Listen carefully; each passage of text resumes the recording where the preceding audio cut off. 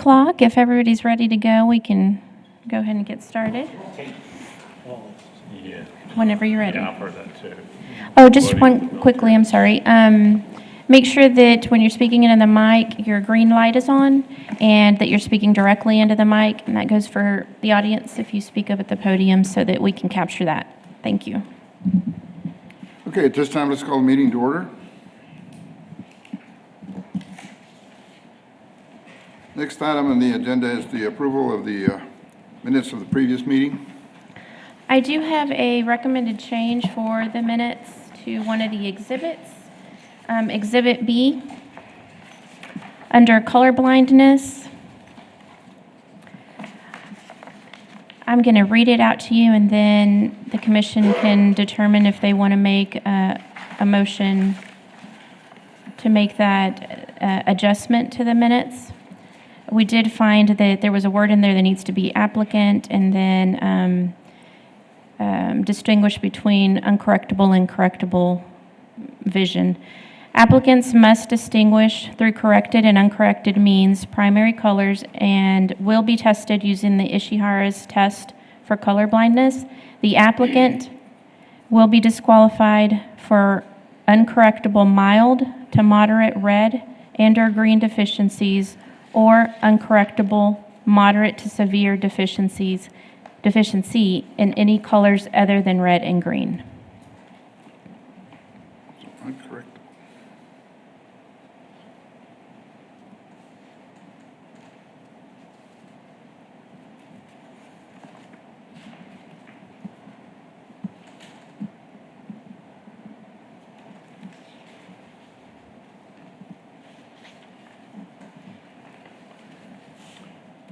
Any questions? Chief? Okay. Move that those two things will be added to the minutes. Second. All in favor? Aye. Aye. Okay. That's the only thing that was changed. Okay.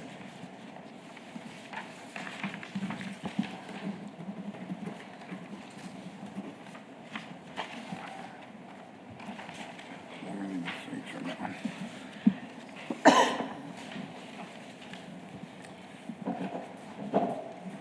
Next thing is the approval of the daily action log. I don't see anything.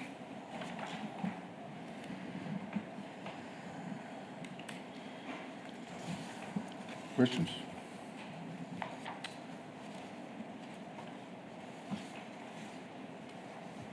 You got any questions? I make a motion to approve the daily action law. Second. All in favor? Aye. Aye.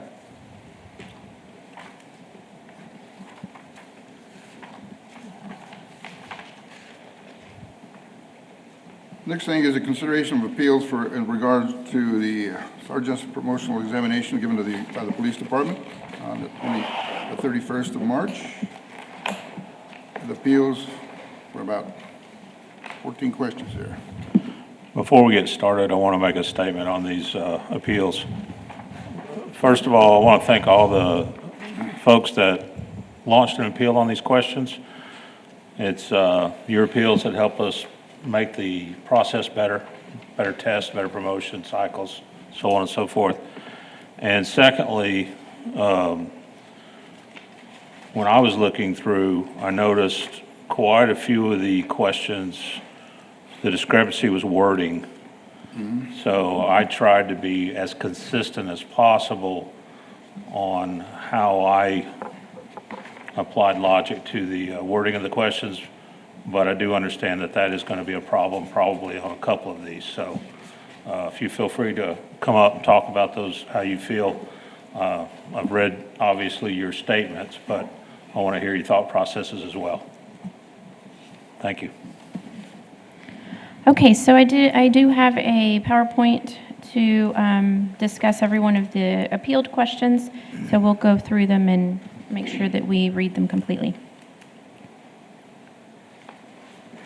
Okay, the first question, two questions that are being appealed, question 43 and 44, are going to be in 6 through, let me see, they're in the area of questions 6 through 49, which are derived from the 2022 version of 2022.03 San Angelo Police Policy Manual.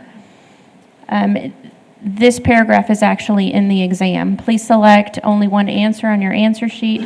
For these questions, only the 2022 San Angelo Police Policy Manual shall be considered in determining the correct answer.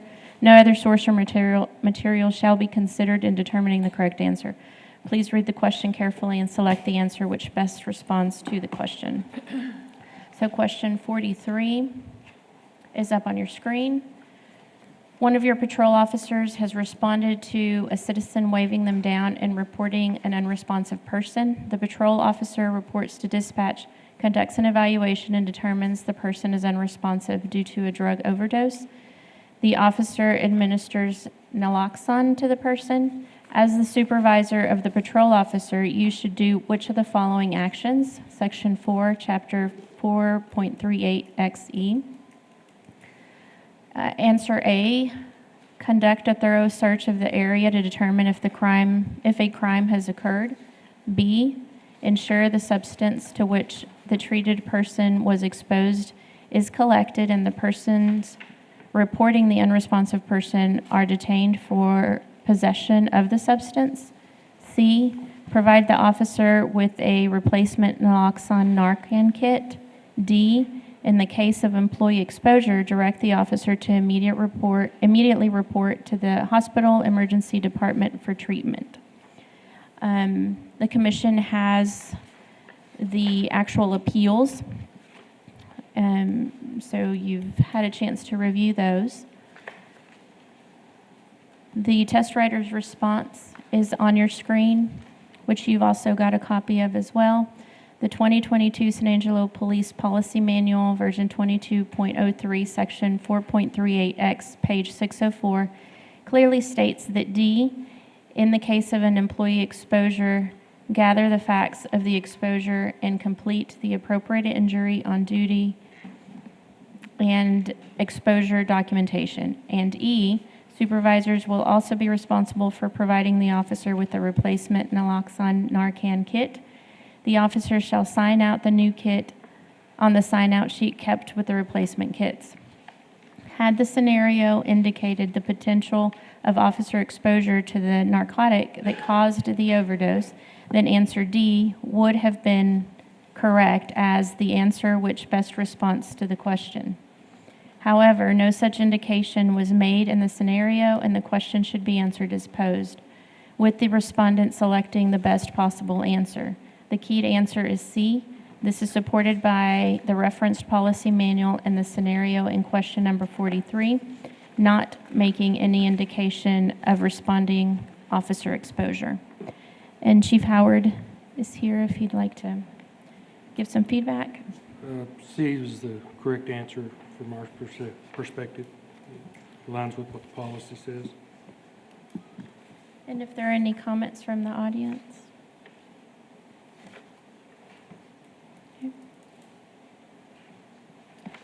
Okay, so we'll go with C as the correct answer. I agree with that. I agree.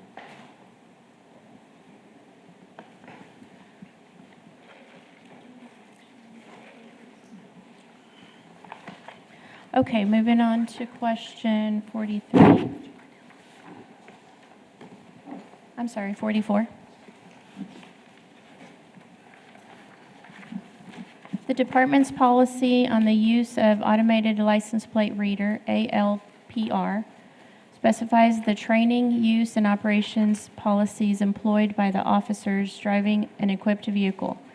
When operating an ALPR-equipped vehicle, the officer should do which of the following when in the vehicle ALPR alerts? Section 5, Chapter 5.09, 3C4C. Answer A, the ALPR alert is justification to stop a vehicle or detain its occupants. B, if the driver or occupant of the vehicle are not the person to whom the tag is associated, officers must create probable cause to ignore the vehicle. C, if the driver or occupant of the vehicle are not the person to whom the tag is associated, officers must develop a reasonable belief that the operator or occupant may be the wanted person before initiating a stop. Or D, none of the above. You have the appeals on this one as well. And the response is the 2022 San Angelo Police Policy Manual, version 22.03, section 5.09, C4, page 640, clearly states that all traffic stops must be continuously valid, constitutionally valid, sorry. This component of the challenge is correct. However, the test taker must select the best answer. As noted in section 5.09 C4, answer A is clearly incorrect. Answer B is worded such that it cannot be a correct answer. Answer C, officers must develop a reasonable belief that the operator or occupant may be the wanted person before initiating a stop, is taken directly from the SAPD Policy Manual, section 5.09 C4C, as referenced in the written question. Therefore, answer D, none of the above, is incorrect. The keyed answer is C. This is supported by the reference policy manual. The challenge is therefore rejected. Chief Howard. We support C as being the best answer. Any comments from the audience? All right, on this one, I just want to point out, certainly looking at the question, at the possible answers, A is obviously not correct. B is obviously not correct. D is obviously not correct, but I understand where some of the confusion may have come from, because if you look at the wording of the question, response C says if the driver or occupant of the vehicle are not the person to whom the tag is associated, they must develop a reasonable belief that the operator or occupant may be the wanted person. Well, if you've already determined they're not the person you're looking for, how then do you may develop? And that's the part that confused me, even though that's what the policy says. It says in such instance, it says, officer reminded in certain cases, driver or occupant of the vehicle may not be the person to whom the tag is associated with, or wanted person. In such instances, officers must either develop an independent reason to stop the vehicle, such as an unrelated traffic violation, or develop a reasonable belief that the operator or occupant may be the wanted person.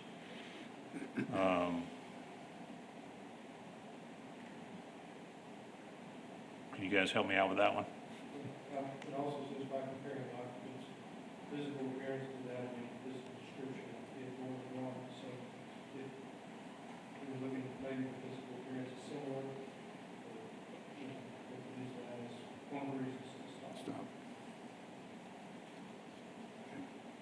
So do they know that that person drives a part of the person personally, there's an alternate to come to the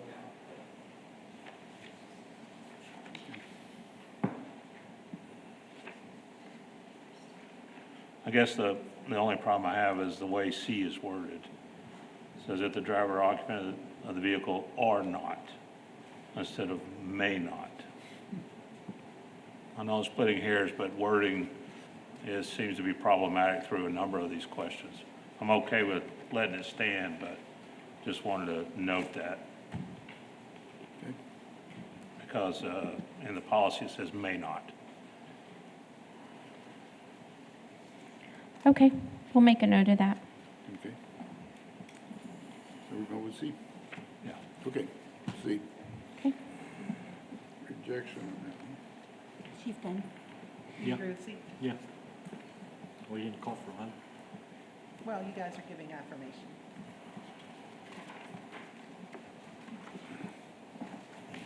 Okay, moving on.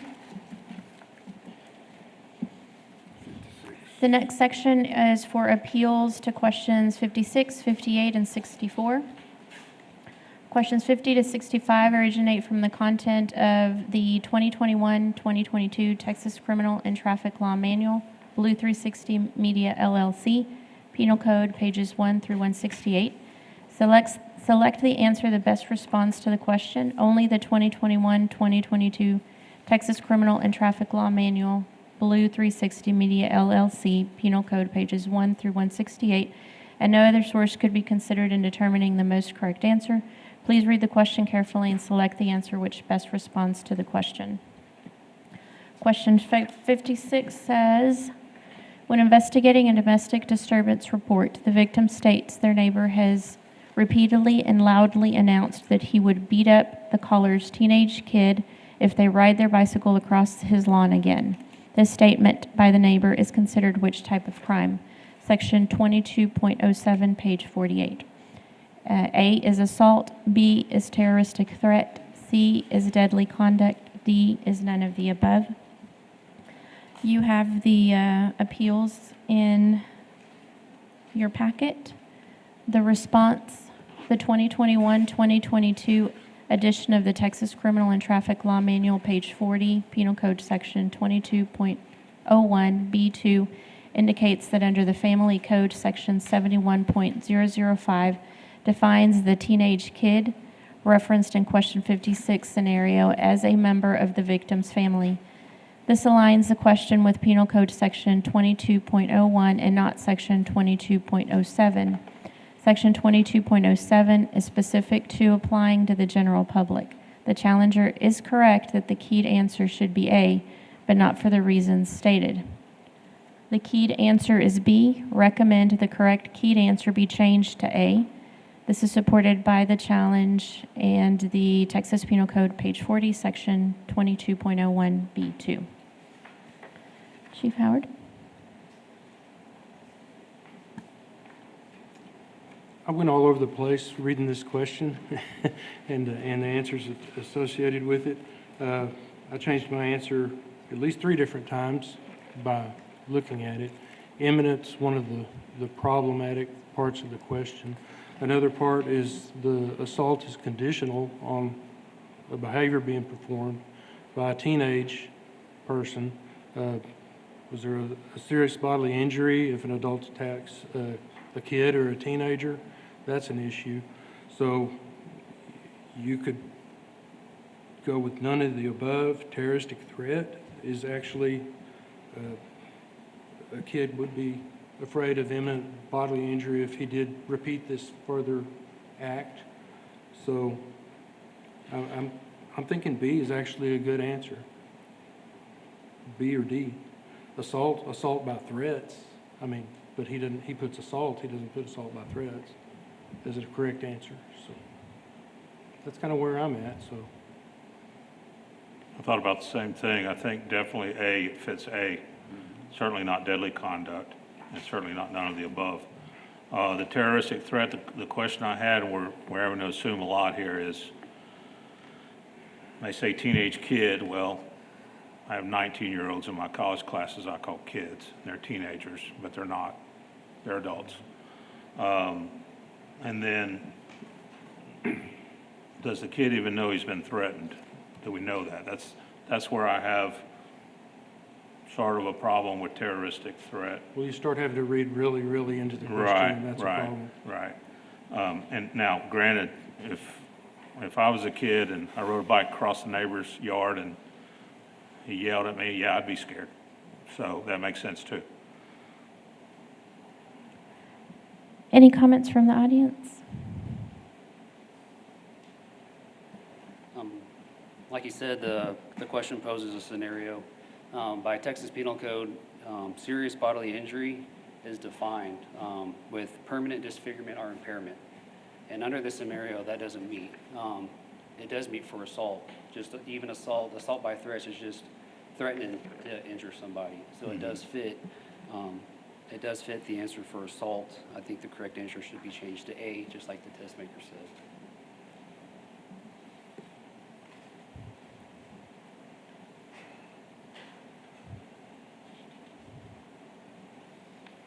I think all the appeals Agreed with A, with the Yeah, with exception A. of Officer Lane. Is he here today? He is, Would you like to tell us your thoughts? No? Okay. I agree that, I think he has better fit with. Could you come to the mic, please? Sorry. I do agree that it fits better to be with assault in this certain circumstance. I had some other thoughts in the process, but after consideration, and some talks with some others, A is probably going to be the best way to go, if we're All going to right. go with that. Thank you. I move that we change the answer to A. I agree. Should we do just A, or should we do people that put B in A? Because the writer thought B would be the correct, but maybe it should be changed to A.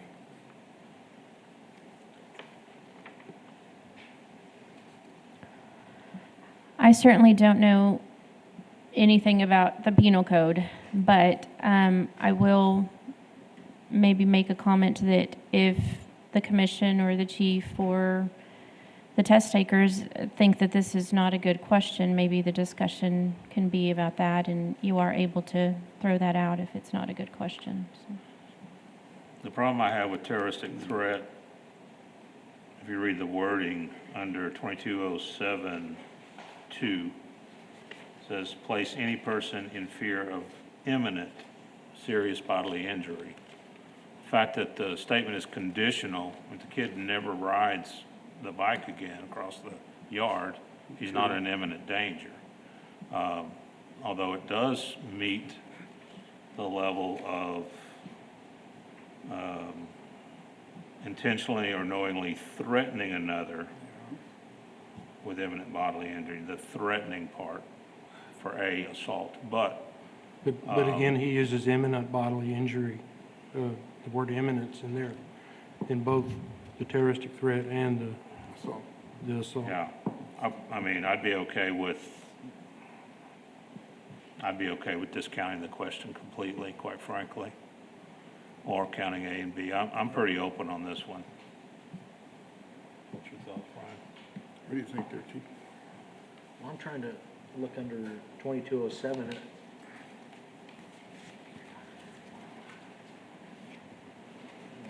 Does this kid know he's been threatened? Yeah, Yeah, that's the part. Chief, can you pull I'm this sorry. up? Sorry. Does the kid know he's been threatened? I mean, kind of like you said, if he doesn't ride his bike across there, it's not an imminent danger of ever him again.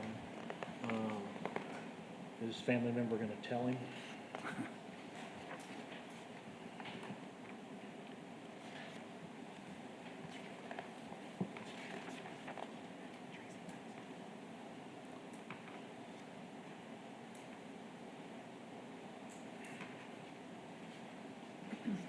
Your thoughts, Chief? I'll leave it up to the commission to decide. Yeah. I move we do A and B. Your thoughts? Chief, Keith?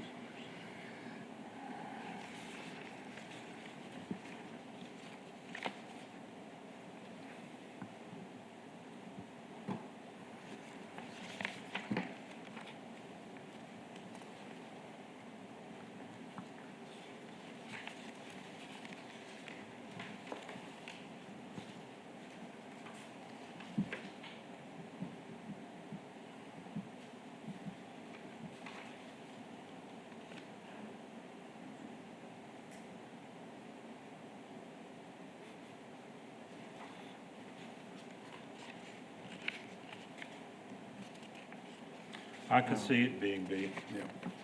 I certainly could. I mean, certainly A. What opens it up to be? What?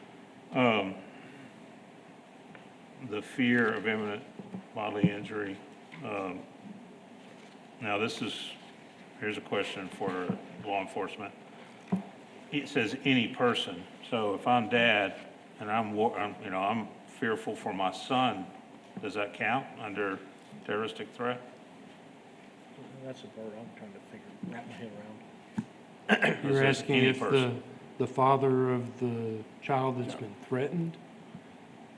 That would be towards the, Be what? it would be towards the juvenile. I mean, it depends on the age of the teenager. We have a teenager, we don't have we might have an adult, a 17-year-old, or we might have a 14-year-old, or an 8-year-old, or a 12-year-old, 13. So, To those of y'all in law enforcement, what's the difference between assault versus a terroristic threat? Where's the hair splitting on that?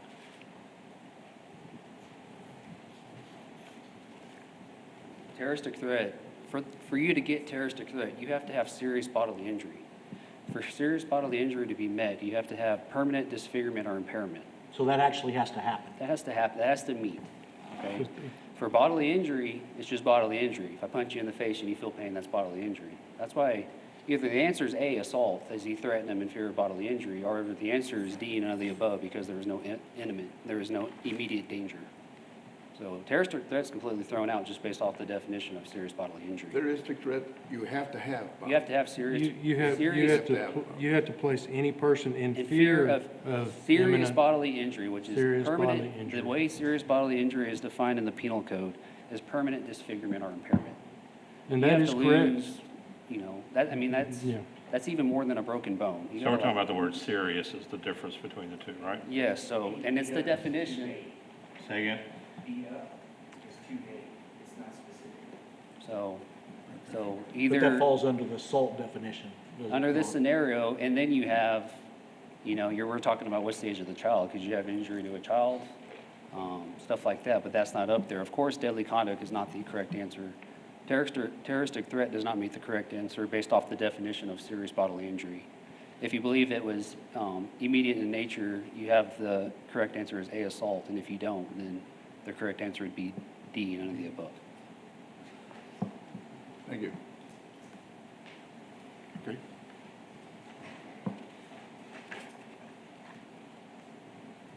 I'm sticking with just A as assault as the Then only just go with A. answer. Yeah, I'm gonna go with that as well. All approved? Aye. All right. Okay, moving on to question 58. While conducting a recount of ballots submitted during the 2022 state and national elections, an official working in the facility is observed dropping multiple ballots on the floor, then stepping on them with their shoes in what appears to be an intentional effort to deface the ballots or make them unreadable by the vote counting machinery. Under the penal code, which category of offense has the official committed? Section 37.10A3 and B2A and D3, pages 112 through 113. A, this is not a criminal offense. B, Class C misdemeanor. C, second-degree felony. D, Class A misdemeanor.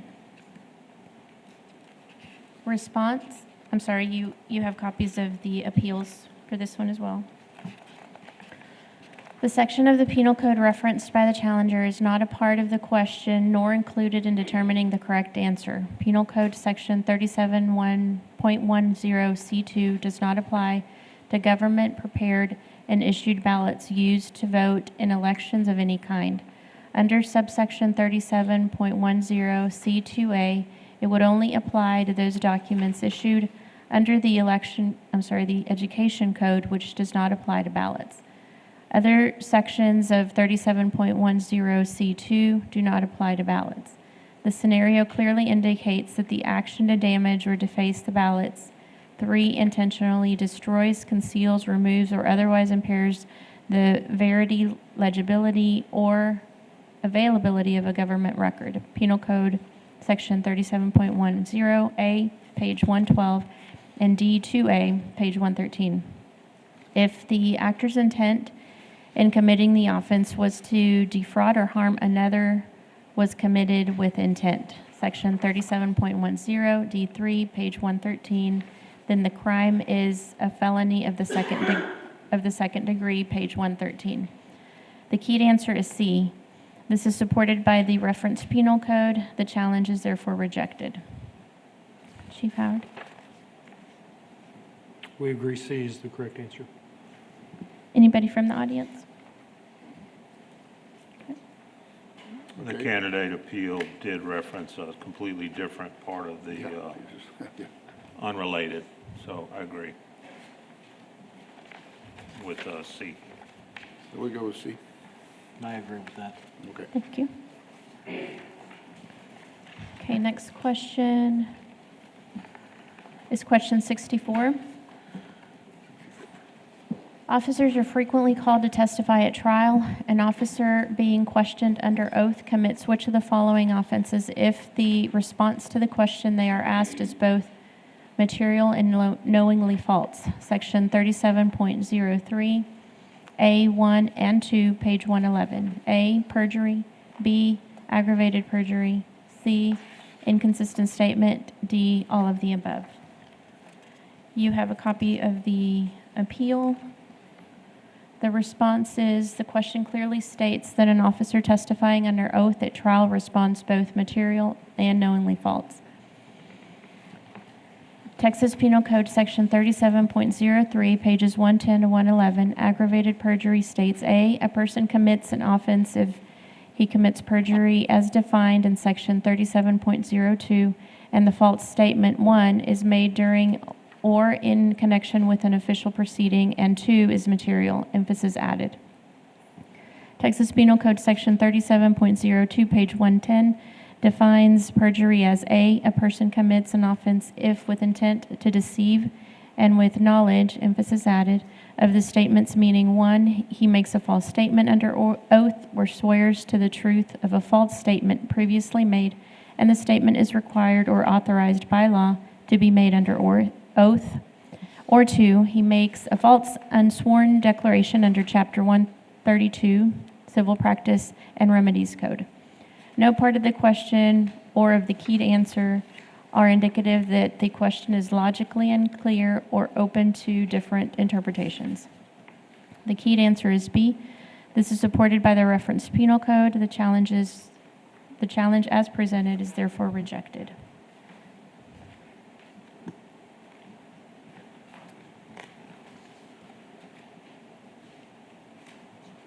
Any statements from the audience? We have B is the correct answer, aggravated perjury.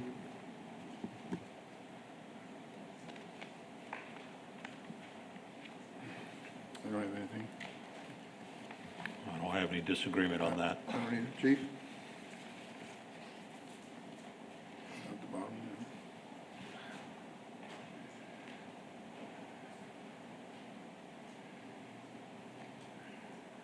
Is the only difference between perjury and aggravated perjury knowingly making that statement? Oh, I'm sorry. I'll throw in real fast, it's knowing and material. Okay. It's got to be both knowingly and material evidence. When you say material, what do you mean by that word? It's contingent upon what's being testified to. So if it's necessary for the trial, it's considered material evidence. Gotcha. Material to that specific trial. It's with knowledge and the is material. Okay. Makes it, you're doing it with knowledge and it's material to the proceeding.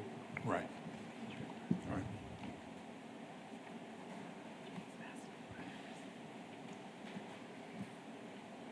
So B. B. Aggravated? B. Yeah. B, I agree. Thank you. Moving on to the next section of questions. This is for appealed questions 68, 71, 73, and 74. Questions 66 through 74 originate from the content of the 2021-2022 Texas Criminal and Traffic Law Manual, Blue 360 Media LLC, Code of Criminal Procedures, Chapters 1 through 40, pages 169 to 414. Select the answer that best responds to the question. Only the 2021-2022 Texas Criminal and Traffic Law Manual, Blue 360 Media LLC, Code of Criminal Procedures, Chapters 1 through 40, pages 169 through 414, and no other source should be considered in determining the most correct answer. Please read the question carefully and select the answer which best responds to the question. So the first appeal is question 68. Which of the following are the primary duties of a peace officer who investigates a family violence allegation? Art 5.04, page 199. A, protect any potential victim of family violence. B, determine if the event happened at a registered foster home. C, provide a written notice equivalent to Art 5.04C on page 200 to reporting persons, or D, none of the above. The commission has a copy of this appeal, and the response is the Texas Code of Criminal Procedure, Art 5.04, clearly states in its very first component, A, the primary duties of a peace officer who investigates a family violence allegation or who responds to a disturbance call that may involve family violence are to protect any potential victim of family violence, enforce the law of the state, enforce a protective order from another jurisdiction as provided by Chapter 88 Family Code, and make lawful arrests of violators, Texas Code of Criminal Procedure, page 199. Per the instructions for questions 68 to 74, the test taker should read the question carefully and select the answer which best responds to the question. Only answer A directly addresses the primary duty of a peace officer investigating or responding to a family violence allegation. The keyed answer is A. This is supported by the reference Code of Criminal Procedures. The challenges are therefore rejected. Chief Howard? We agree with A as being the correct answer. Any comments from the audience? If I may, can I have you go back to where the question is, please? Okay. I'm assuming you guys have a copy of 504? Okay. Yes. Part of the reason why I contested this question, if you look at the question itself, and in the first sentence of 504, it references primary duties, plural. The answer in there not only allows to protect any potential victim of family violence, but also provide a written notice equivalent to Article 504C, which is, if you go to 504C, it does talk about having a written notice as required being issued. Both of those answers are straight out of that same chapter and that same reference thing, which is the reason why I contested it, because you have essentially at least two answers that are straight from that section. And the fact that it's mentioning duties plural, not duty singular. So I'm just proposing out there that my connotation at least add in my answer for it as well. What's your thoughts on B? Well, and if we're getting into that as well, in the very first part, in subsection A1, and I'll read this verbatim if I may. A peace officer who investigates a family violence allegation or who responds to a disturbance call that may involve family violence shall determine whether the address of the person involved in the allegation or call matches the address of a current licensed foster home or verified agency foster home. It doesn't necessarily say it references determining whether or not it happened at a foster home. So it mentions foster home, it mentions protecting any potential victim, and it mentions giving a written notice, which are all the primary duties. Based on my interpretation of 504, it should be all of the above. I would agree with that. That was not one of the answers. Exactly. That was not provided there. But that's not an option. That's not an Yeah. answer. Yeah, so, If I'm- In my eyes, the test writer is trying to highlight the primary duties, and the very first thing in bold, capital A, is protect anybody at the scene.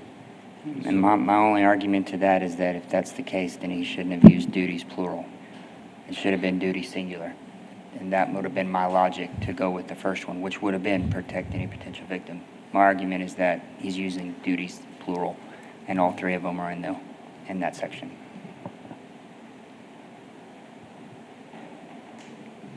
Then in the answer on C, he refers to page 200, which is not part of the test question on 199, so.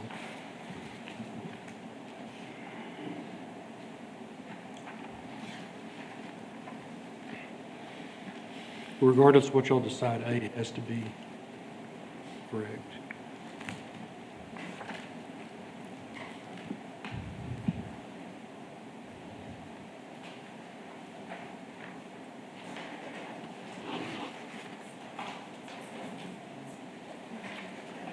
In, in response to Detective Lane's argument that he saw the word duties as a plurality in the question, none of the answers actually have two parts to them where more than one duty is talked about.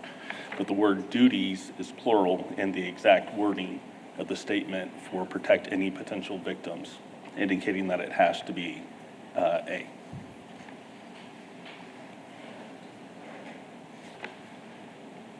And I understand where Detective Lane's coming from, but in Article 504 of the CCP, before it even hits subsections, the primary role of a peace officer is protect the victim of family violence. Everything else are subcategories. And to bring it up, answer C, page 200. Page 200 of what? You get a different edition of a different CCC book. Page 200 is irrelevant. So the correct answer, I believe, is A, protect the potential victim of family violence.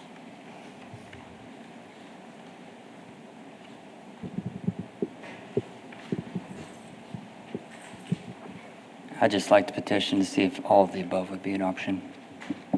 Say again? All of the above.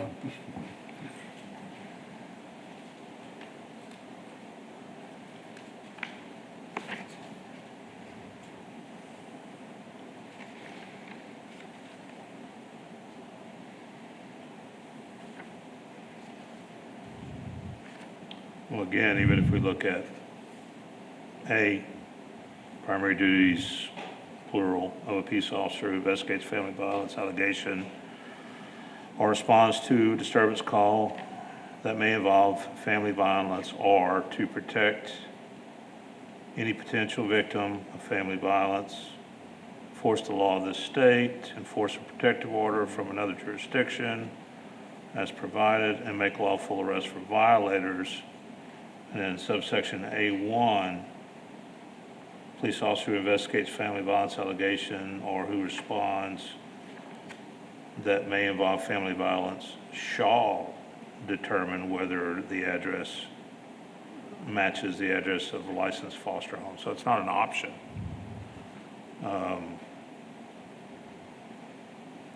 So that's the problem I have with it. And I understand on the scene at the time of the event, obviously, your first goal is to protect. That makes perfect sense.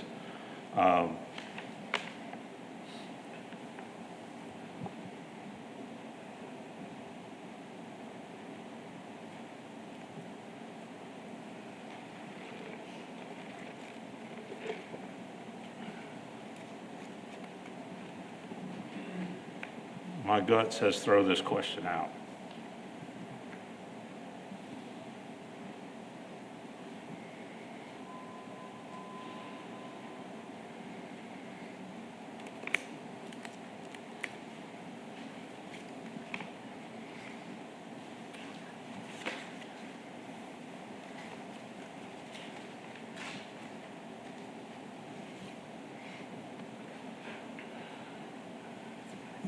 Are you good? A, B, and C look correct to me. The only thing, I'm with you. yeah, the only thing about C is it's iffy is on page 200, which is sort of ambiguous because, as the officer pointed out, numbers changed. That's certainly it's not D. Now, if the question would have been said,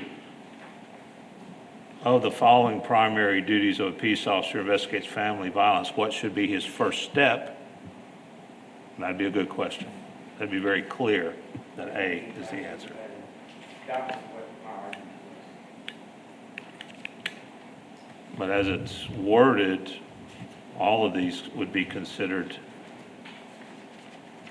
primary duties. And you could say, well, A says primary duties, but A1 is a subsection of A, therefore verifying if it's a foster home is part of primary duties.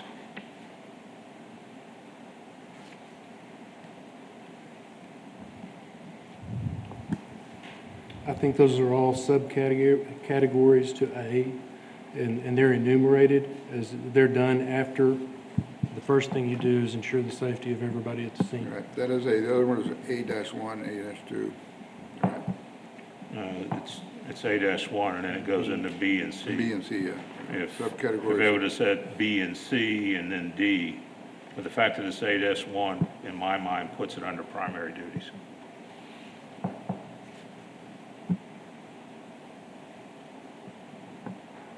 And I can only assume they do that because there's probably further guidance on, and further reporting and further requirements if it turns out it is a foster home.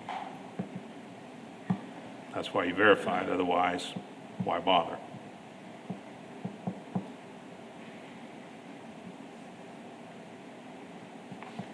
And again, it says shall do it. It's not an option.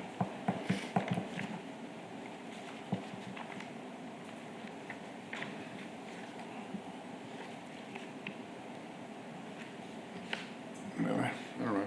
I just think A is the most correct answer. I'm not saying it's the answer, but it's the most correct. Well, my notes, which I wrote yesterday, I have bad questions should be A or B, possibly C.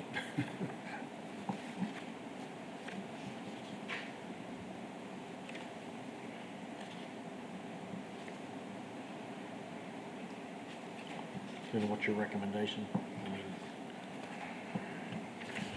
I guess when I'm reading the question, the author wrote the question and put The best. page 200 on there, how he wrote it, but I'm assuming that's page 200 in the penal code. That could be a distractor. Yeah. I mean, I'm not really worried about C so much as B. You know, it does say to carefully select the answer that best responds to the question. There may be two correct answers, but which is the best correct answer?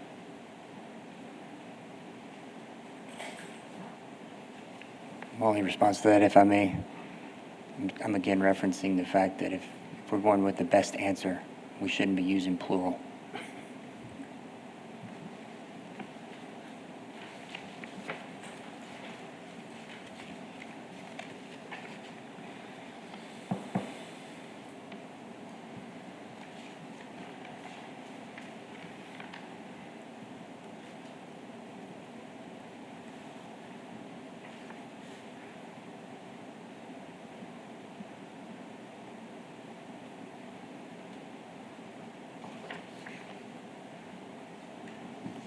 If you look at A, let's do this again. If you look at A, it encompasses a whole bunch of things that you have to do when you go to a family violence call. These are the primary things when you get to that call, and they are to protect victims, enforce protective orders, make an arrest, and then you do those other things. Okay? Does that maybe clarify it a little bit better or shed No, a different understand. light on it? I understand what you're saying, Chief. I guess my question is, why do they put A1 if you respond to, and I don't know the answer to this, so this is not, this is not rhetorical. I'm curious to see.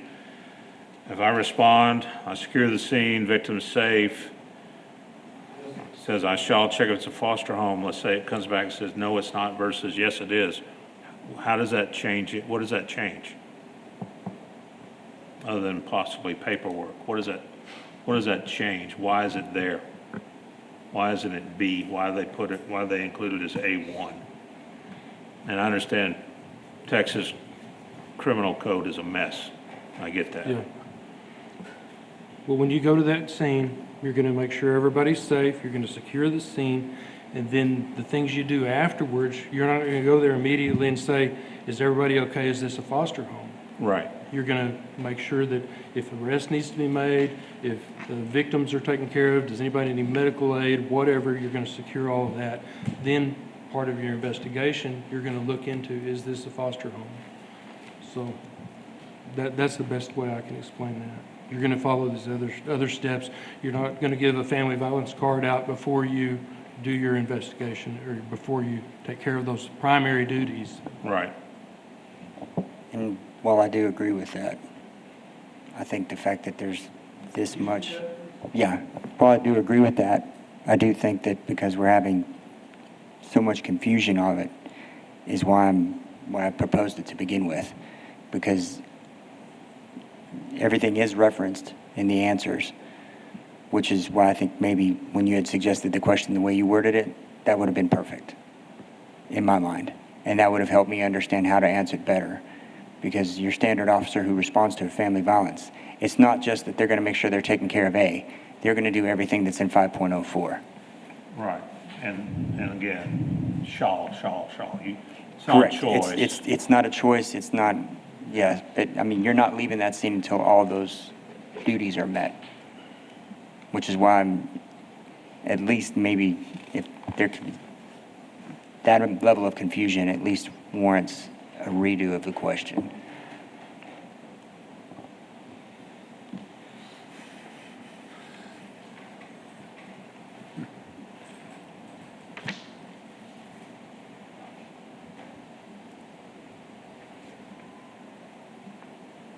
Ryan, you got anything? Well, I guess you're leaning towards A or B are correct, or you chunk the whole question. Wouldn't break my heart to just get rid of this question. I mean, I understand the arguments and I can see the arguments both from the PD side and from Detective Lane's side. And myself, again,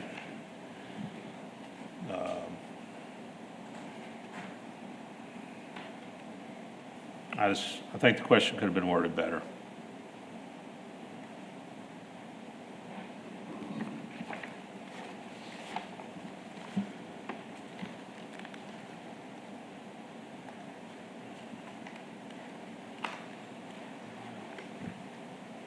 Anyone else want to provide 2 cents?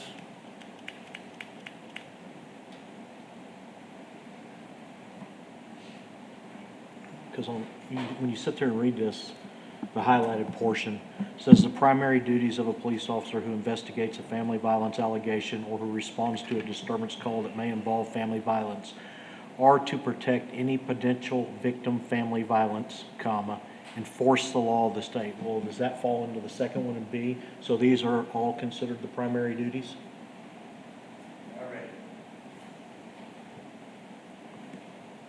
Enforce a protective order of another jurisdiction. Well, again, we're going to make sure everybody's safe before we start checking if there's a protective order. But that's listed as the same weight of protecting everybody. It's listed as primary duties.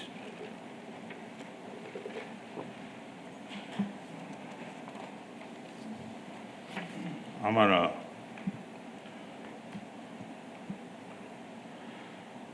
my suggestion is, let's get rid of the question, but I'll leave it up to you two if y'all want to agree with me on that or not.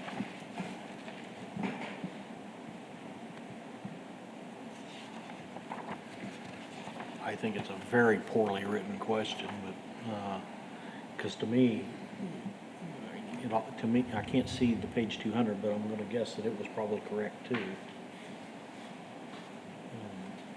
I would agree with you. I would get rid of the question.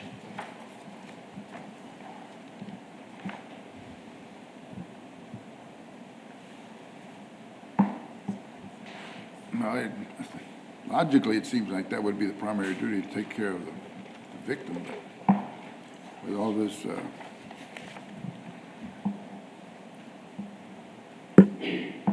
stuff on here, okay, you want to just throw it out? Like I said, Because it's listing the primary duties there. I mean, protect Yeah. the people, enforce the law. Well, I guess B is one of the laws, right? yeah, shall I mean, do it, yeah.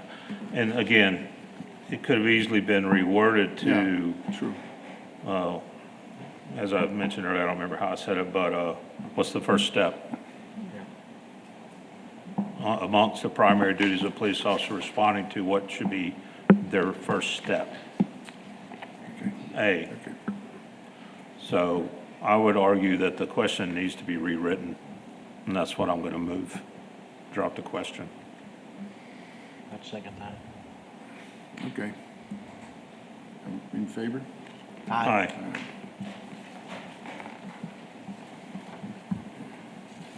Okay, moving on to question 71. Yep. The question reads, under the Code of Criminal Procedures, Chapter 14, any peace officer may be a person without a warrant under which of the following conditions? Art 14.03A1, page 232. A, persons the peace officer has probable cause to believe have violated a court order set as a condition of bond in a case of indecent assault. B, persons who the peace officer has probable cause to believe have committed an assault resulting in injury to another person. C, persons who the peace officer has probable cause to believe have interfered with an individual's ability to place a telephone call in an emergency. Or D, all of the above. The commission has copies of the appeals. The response is the challenger is correct in their statement that there is an incomplete word and that the word should be arrest instead of the letter A. The keyed answer is D, which is the correct answer according to Code of Criminal Procedures, Art 14.03A1, page 232. Due to the noted error in the exam question, the test author recommends that question 71 be dropped from the exam. Chief? And I agree with that. We concur. Okay. Any comments? Yes. 71 should be dropped. Okay. Okay, go ahead. My argument to that would be that section 14 of the CCP is all about arrest without a warrant. The whole chapter is talking about arrest. And there's only a couple things you would do to a person with a warrant. One is search them, one's arrest them. And since 14 deals with arrest, easily it can be identified as the missing word. Should it have happened? Is it a typo? Yes, but I believe it's one that you can easily figure out and fill in the blank.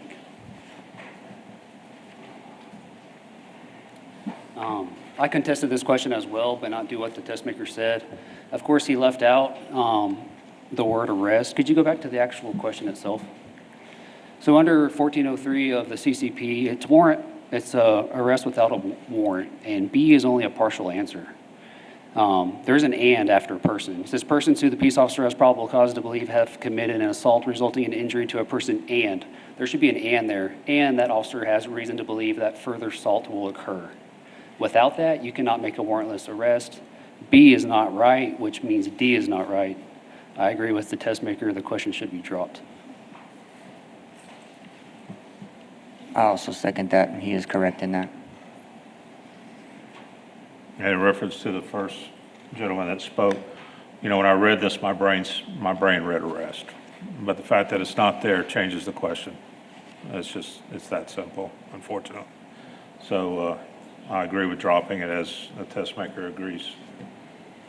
I agree. Yep. We concur. Thank you. Next question is question 73. The question reads, concerning the Code of Criminal Procedure, Chapter 18, Art 18.0215, access to cellular telephone or other wireless communication device, which of the following statements apply to SAPD sworn officers? Art 18.0215A, page 269. A, peace officers may search the content of a cellular telephone or other wireless communications device, provided they have a warrant issued by a judge from any Texas jurisdiction.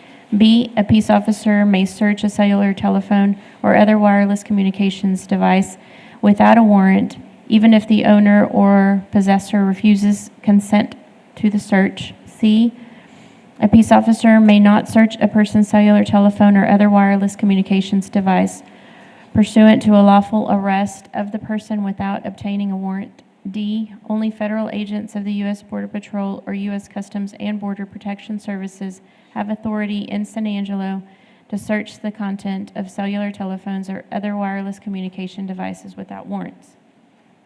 The commission has a copy of the appeal.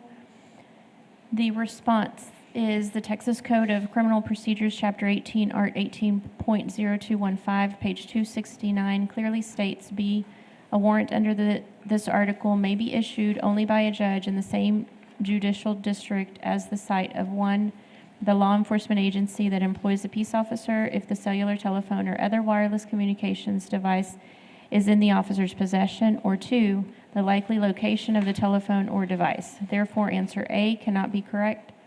The Texas Code of Criminal Procedures, Chapter 18, Art 18.0215, page 269, clearly states, A, a peace officer may not search a person's cellular telephone or other wireless communications device pursuant to a lawful arrest of the person without obtaining a warrant under this article. Therefore, answer B cannot be correct.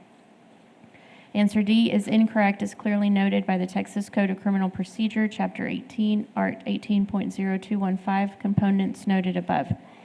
The keyed answer is C. This is supported by the referenced Code of Criminal Procedure. The challenge is therefore rejected. Chief Howard. C is the correct answer. Any comments from the audience? And I agree with that, as written.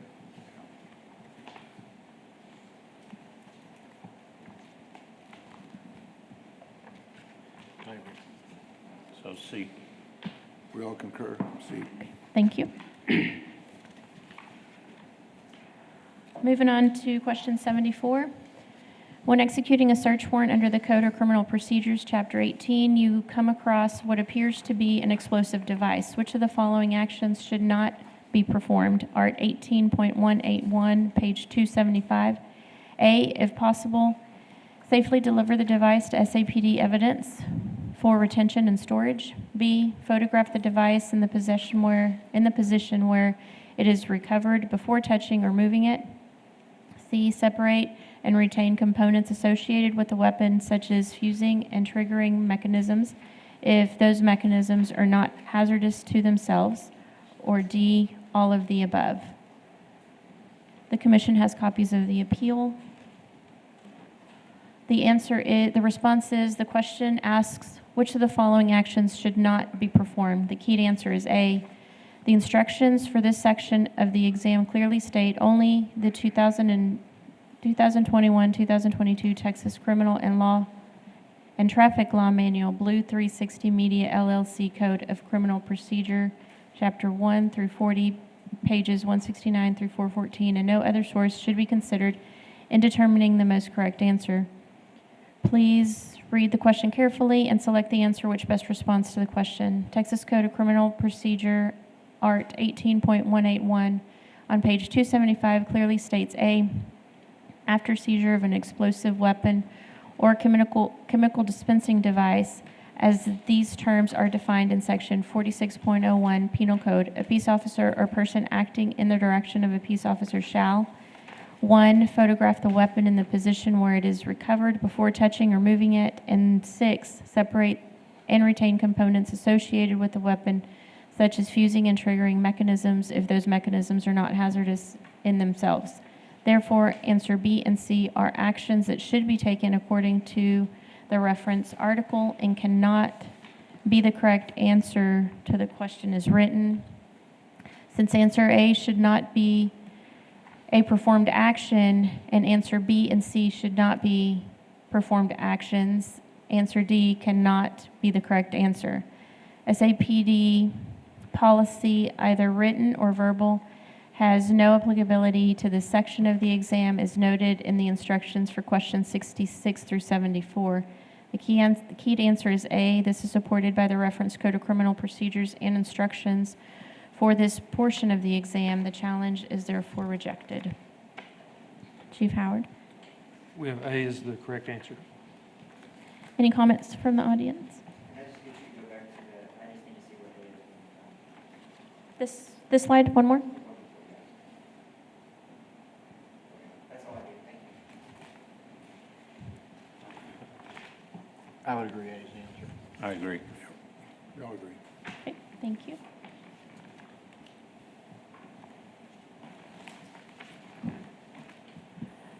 Okay, we're moving on to appeals for questions 78, 81, 82, 95, and 100.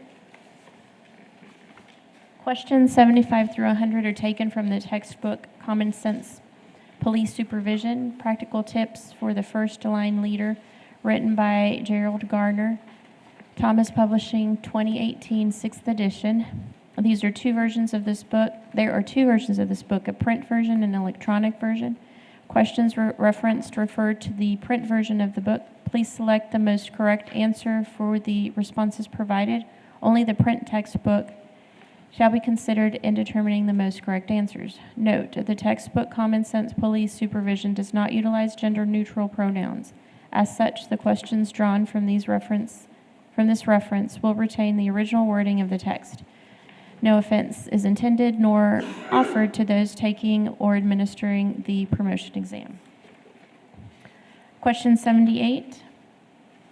It is ethically irresponsible to do which of the following? Page 55. A, relate subordinates' feelings and concerns to higher authority in a concise manner. B, refuse to assist subordinates in gaining additional training and education opportunities. C, force subordinates to attempt to promote when they have no desire to do so. D, refuse to acknowledge your own weakness and shortcomings. The commission has a copy of the appeals. And the response is, I concur with the challenger's statement. Both B and C are ethically irresponsible actions. The keyed answer is C. Recommend allowing for answer B to be counted as a correct response to the questions as well as answer C. Chief Howard. I agree with B and C being correct. Any comments from the audience? C? I agree with the assessment at B and C, B or C. Brian? Yes, I agree with that. Okay, we'll concur. Thank you. Question 81. Training and education are key parts of policing. As such, the supervisor should not be surprised when asked to prepare a plan for formal training. Following the delivery of training, it is common to evaluate retention through exams. The most appropriate manner to conduct long-term retention of training materials is which process? Page 95. A continuing follow-up evaluation by the supervisor. B, regular written exams, quizzes as part of monitoring. C, repeating the training periodically. D, none of the above. The commission has a copy of the appeals. And the response is on page 95 of the reference text. In the first full paragraph, it clearly differentiates between short-term and long-term retention by stating, in the long run, however, it will be the job of the student supervisor to determine if the desired changes are really taking place. In the second full paragraph, the second to the last sentence states, so armed, the supervisor can successfully address the question of whether or not the material was really learned and is being employed on the job. Question 81 clearly asks the most appropriate manner to conduct long-term retention of training materials is which process? The reference clearly indicates it is up to the supervisor to conduct follow-up evaluation. The keyed answer is A. This is supported by the reference section on page of the reference text. This challenge is therefore rejected. Chief Howard? A should be the correct answer based on the source. Any comments from the audience? I agree with A. D?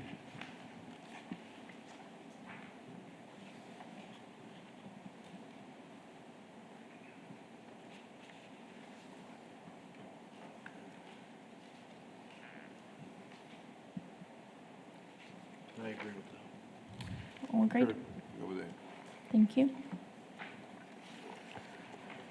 Next question is question 82. In Chapter 6, the police leader as an evaluator, Garner, lists 8 components of effective evaluation. According to the chapter summary, which of the 8 is the most important? Page 130. A, the evaluation should be fair and accurate. B, will furnish hard evidence and examples to back his options. C, there should be no surprise during an evaluation. D, the evaluation should be conducted whenever and wherever you can find time. The commission has a copy of the appeals. The response is the textbook author lists 8 items for the supervisor rater to perform when preparing an effective and meaningful evaluation of a police employee beginning on page 118 and continuing through page 122. On page 130, he specifies that the 2 most important of these 8 items are furnish hard evidence and examples to back his opinions, item 1 of the 8 points previously made. And on page 130 to 131, he will stay focused on the subject at hand, item 3 of the 8 points previously made. This question provided 4 possible answers, of which only B is included in one of the most important components of supervisor rater evaluations in the chapter's conclusion. It is agreed that answer A and C are also very good points to incorporate during an evaluation, but they are not the most important points per the author of the text. The key answer is B. This is supported by the reference section and page of the reference text. The challenge is therefore rejected. Chief Howard. I agree with B as being the correct answer. Any comments from the audience? Can you go back one page? Yes. So in the end of the question, the source cited is page 130, and he says that according to the chapter summary, in the chapter summary, the test writer doesn't specifically state that the answer B is the most important. He summarizes all the previously stated components that he had listed in, like page 118 to 122, I think is what it said in his response. Do you have the copy of, can I see the book, Chief? Is that possible?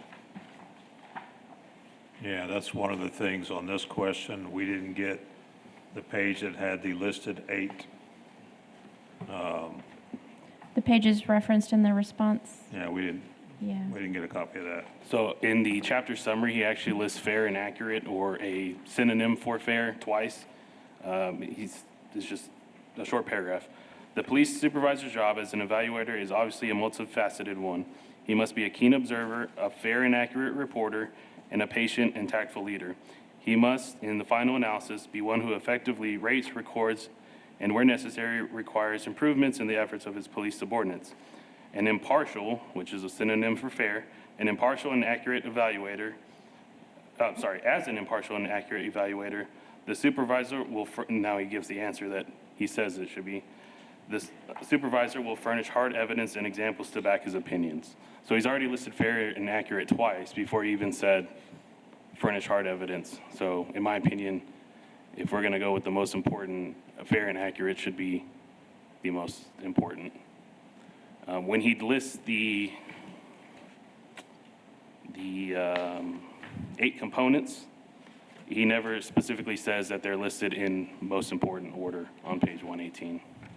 So, And what page are those 8 components listed on? 118 to 122. Yeah, that's the part we didn't get.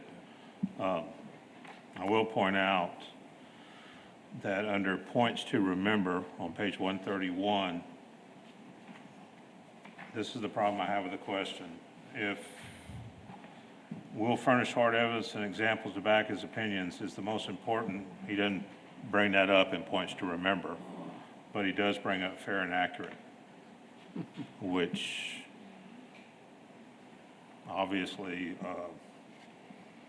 A could be correct in my mind. In fact, maybe more correct than B.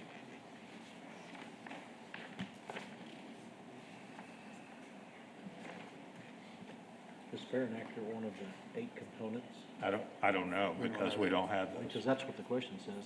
Yeah, and 8 that's, components, and that's, those are just points to remember. is there any way y'all could possibly throw the 8 components up on the screen?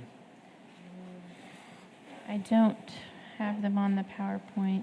I can read the list of the, I'm sorry. Okay, that'd be fine. I can read just the heading of the 8, not all 8 pages, if that's okay. Okay, The first one is furnish evidence or backing of all evaluation statements or opinions. Number 2, the evaluation session must be treated as very important.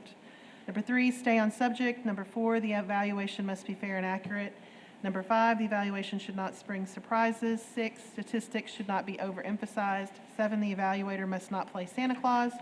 And number 8, evaluation should be completed on time. he doesn't specify which is most important. No, it just Okay. lists 8. Number 3 was fair and accurate. Huh? That's it. I think number 3 was fair and accurate, Yeah, right? there's two of those in there, right? The- Yeah, 2 of the A, the A and B. Yeah.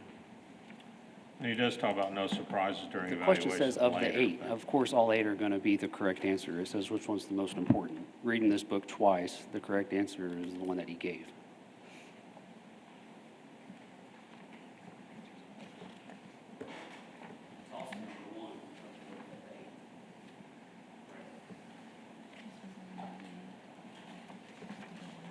So my response to that would be if he's going to choose it based on the numbered list of the 8, then he should reference that in the cited source as page 118 to 122 and not this chapter summary of page 130.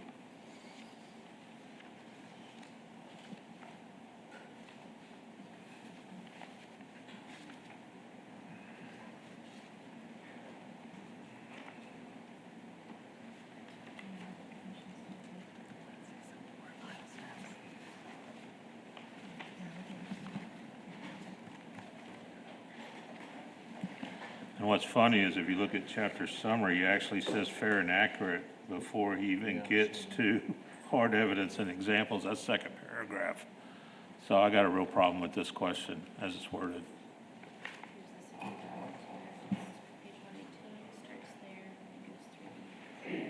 Okay.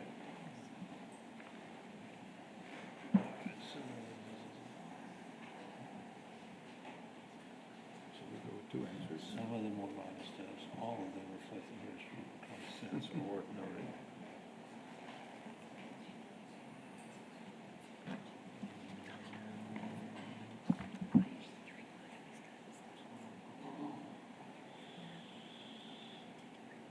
It doesn't give that one any more weight than the others.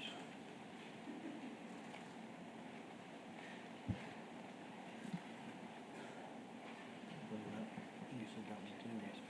No surprises in the evaluations are one component too, right? Yeah, that's one of the 8 components.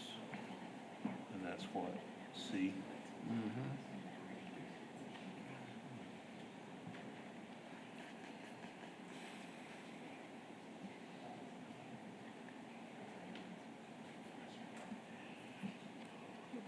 He doesn't The ever most say important. which is most important. No. And that's the problem I have with that question. There's nowhere in here that he says, this is most important. He listed as first, but that doesn't mean anything. It's like me listing my favorite foods. You know, Well, just like, well, same thing here. This is first, before he gets to, yeah, yeah, and he says it's from the summary, so if I'm going just from the summary, then right off the bat, he says according to the summary. it's fair and accurate. So that tells me that's, you know.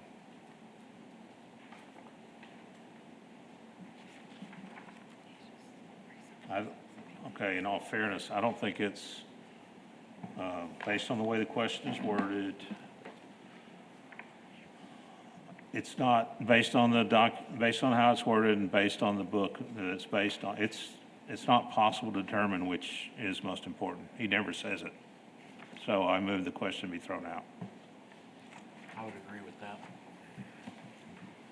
That'd be fair. Okay, All agreed? Okay. we agreed. Just throw it out. Only because it is, if you read it according to the summary, then this should be, Yeah, but still, you're assuming, because he didn't say key to this, fair and accuracy. He didn't say that.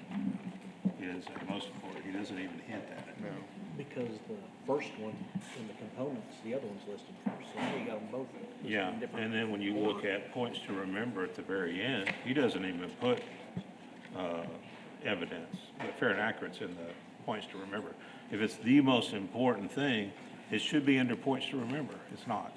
But then it says according to the chapter summary, and it goes, Yeah. looks like it's the other one. No, points to remember under the chapter summary. Yeah. Yeah, that's just a bad question. Okay, thank you. We're going to move on to question 95. Fortunate indeed is the employee who can say truthfully that he has never worked for a really bad boss. Which of the following are examples of bad boss behavior as described by Garner, page 266? A, poor communication in giving orders. B, being a bad listener to subordinate complaints. C, bullying, quick to criticize or condemn, refusal to accept constructive criticism, or D, all of the above. You have, the commission has the copies of the appeals. The response is, on page 266, Garner lists multiple examples of bad boss behavior. Answer A and B are not included in this extensive listing. Only answer C incorporates components of the multiple paragraphs listing bad boss behavior. A bad boss is a poor communicator, is not necessarily a bad boss. As noted by the career police captain, I'm not sure how to pronounce his name, of the Houston Police Department being very difficult to understand in face-to-face and radio communications. His extremely strong Vietnamese accented English and having English as a second language kept him from being promoted for over a decade, even though he was the highest scoring candidate for captain on every promotion exam. The oral examiners simply couldn't understand him, yet he was superbly efficient in dealing with Vietnamese organized crime in Houston for many years. Therefore, answer A cannot be considered applicable to the question as written. On page 265, Garner does conclude in his last paragraph, bad bosses come in a variety of types, shapes, sizes, and genders. They range from the merely irritating to the dangerous and perhaps certifiable. Their bad behavior can be manifested in almost endless forms. This statement would imply that B could be included as a correct answer, yet there are many reasons for not listening to subordinate complaints, and that does not imply the boss is bad. The key answer is C. This is supported by the reference section and page of the reference text. The challenge is therefore rejected. Chief Howard? I believe C is also the correct answer. If you look at the source, page 266, in the second paragraph, in the first paragraph, they're quick to criticize and condemn. The second paragraph, bullying. And the third paragraph lists refusal to accept constructive criticism. So that's the most correct answer. I don't know where the whole Vietnamese police officer came from, because that's definitely not in the book. Having a bad accent and being a poor communicator are two completely different things. These are direct quotes from page 266. Some are quick to criticize and condemn for the slightest infraction, but have trouble praising even the most deserving conduct. That is the direct quote from page 266. Another direct quote. Some bad bosses are bullies who enjoy making employees miserable. Some fail to set timelines or goals, but then punish employees who do not reach these invisible targets. That is a direct quote from page 266. And another direct quote from page 266 is bad bosses neither elicit nor accept constructive criticism from those they see as beneath them. I would consider that poor communication. I believe the correct answer should be D, all of the above. I'm going to piggyback off that. I completely agree with that as well. Not only is it mentioned several times throughout that chapter, but it's a common theme that comes across the book about being a good communicator, not being a bully. All of those that are mentioned are very clear examples, and I agree with him as well. The communication is reading references completely different, and I have no idea who that officer is.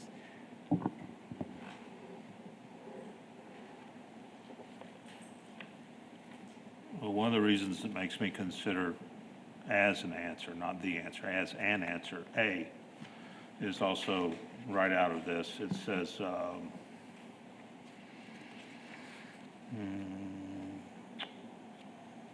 talking about bosses, says, some fail to set timelines or goals with unpunished employees who do not reach their targets. Others are loud and lace their orders with obscenities while failing to practice even the most basic of human courtesies. To me, that's a bad communicator. If you have to drop the F-bomb to get your orders across, you're not effectively communicating, or whatever other words you might use. To me, that fits A to a T. C is certainly parts, word for word, out of the book, but it's taken from 1, 2, 3 different paragraphs. And I have no problem with C. I cannot for the life of me understand why you would ignore subordinate complaints. And I think it talks about it here. Let's see.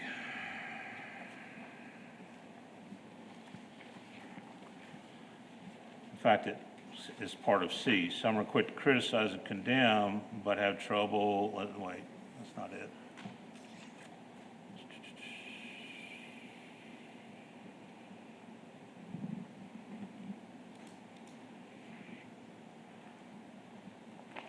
As stated, it states word for word, bad bosses neither elicit nor accept constructive criticism from Right, those that's that they it. see are beneath them.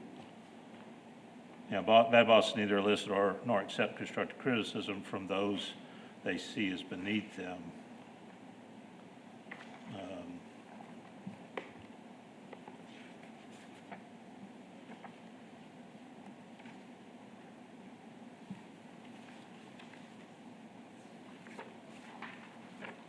I see 3 is, or C, he's pieced together from 3 paragraphs, but he covered all of them. My question is, the question that was stated, which of the following are examples of bad boss behavior as described by Garner?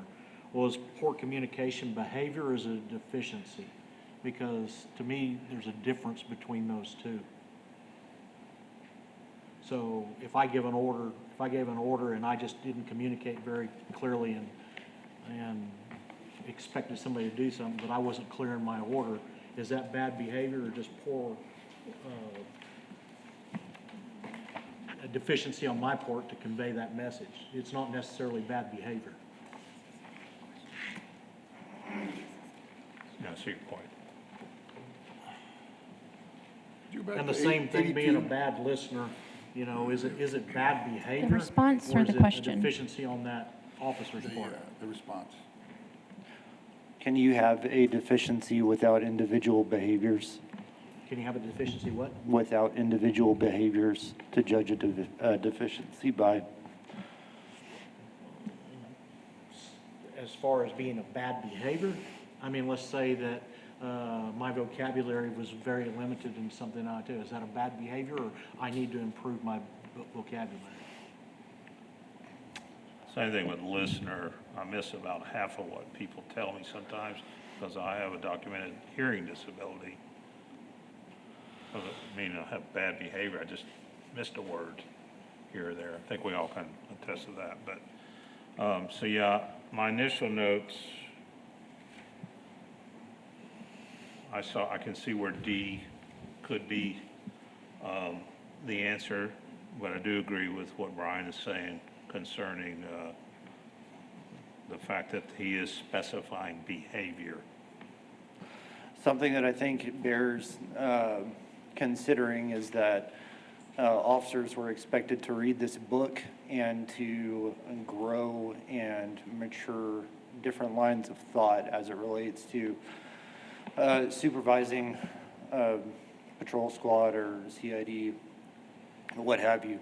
So if this book and part of the process and intention of us reading this book is to do that, to grow in those certain lines of thinking, then as Detective Hawthorne initially detailed, bad communication is communicated in this book in the ways that he stated. So I would ask that that be taken into consideration as far as parsing text to try and get a question to be graded on, weighed against actual themes in the book, and what are we supposed to take from those and learn from those and interpret those into these questions. I don't have anything past that. I would just ask that that be bared in mind, because I think that's missing so far in this discussion. I'd like to throw in there as well that poor communication can absolutely be a behavior. If there's a intentional, purposeful, and habitual failure to disseminate certain information to certain individuals based upon a previous bias or whatever the case may be, that also entails poor communication as well. But it's to the behavioral aspect and not so much a deficiency, because anybody who works anywhere is well aware that there is always going to be a personality conflict when you have several humans all working in the same department, and communication issues are also very prominent across everywhere. You have a group of humans working together, so I would argue that while there is something to be said about poor communication being a deficiency based upon some medical aspect or inability to speak from some linguistic aspect, I'd argue too that there's a strong argument that it's also a behavior as well, and a very bad learned behavior at that. It certainly could be a behavior, I agree with that. Yeah. I think it depends. Kind of to piggyback off what they say, the behavior would be, poor communication would be to not change how you're addressing people. A lack of a vocabulary isn't really a deficiency. You can find ways with a limited vocabulary to effectively communicate. So the poor communication is, in my opinion, a behavior of you not addressing your audience, which is a part of communication.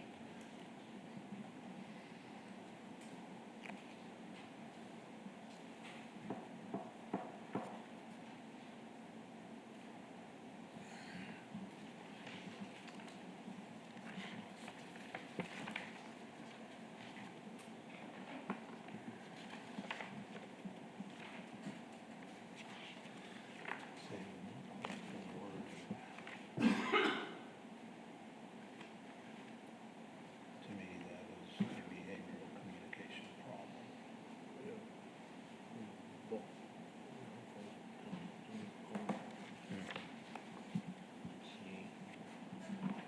So what is your recommendation for that? And what are they asking for? They're asking for D.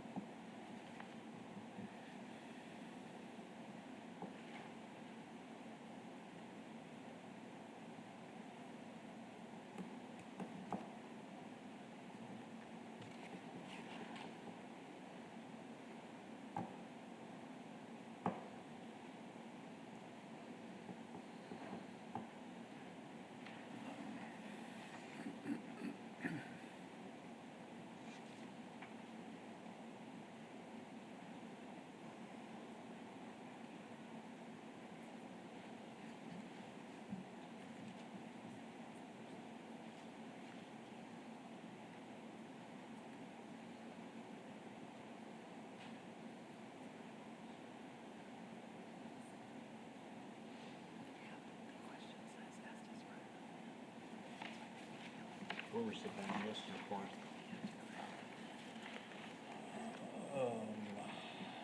Bad bosses either elicit or accept constructive criticism of those they see as beneath them. It's the third paragraph. If that's covered in C, right? That's not necessarily sub-complaints. Right.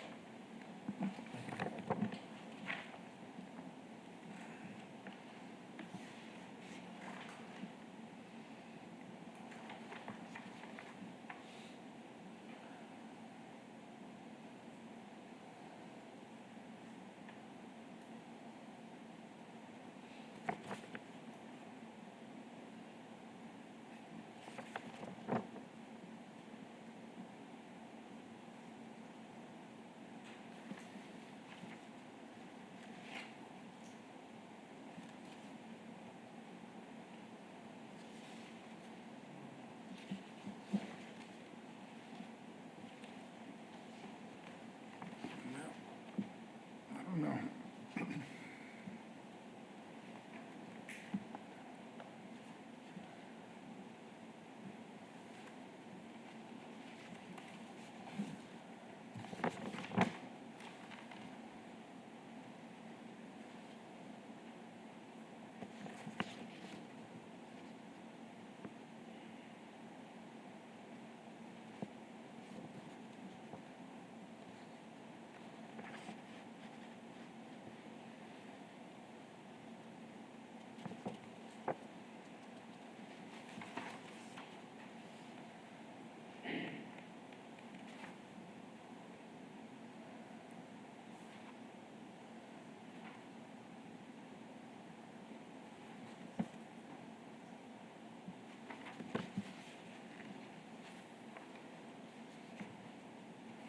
Is that the book? Right now, where's the, I didn't see any poor communication. Right now, the only one I see is C. Because where's the poor communication, or are we inferring that bullying? Inferring. So it doesn't necessarily list that That's as what I'm looking at communication. this place to remember right now.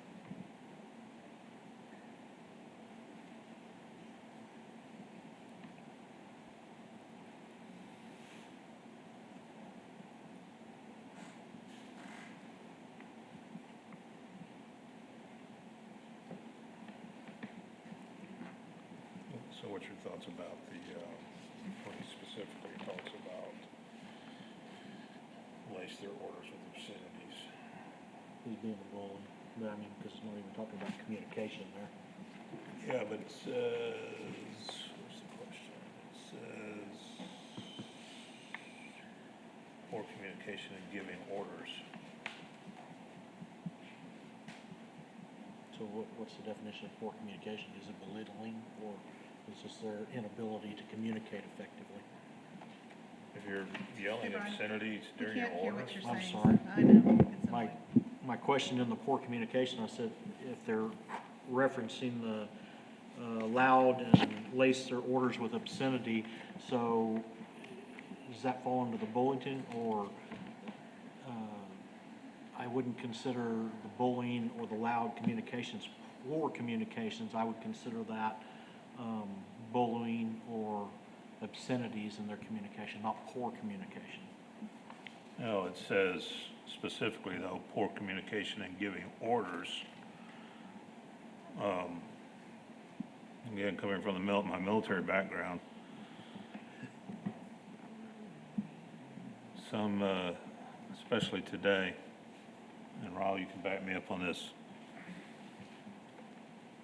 You just start dropping obscenities in your orders. A lot of kids won't hear the orders. They're stuck on the obscenities. To me, that is a poor communication style. And the fact that it says specifically when giving orders, not in general. That's why I can see A being at least partially correct.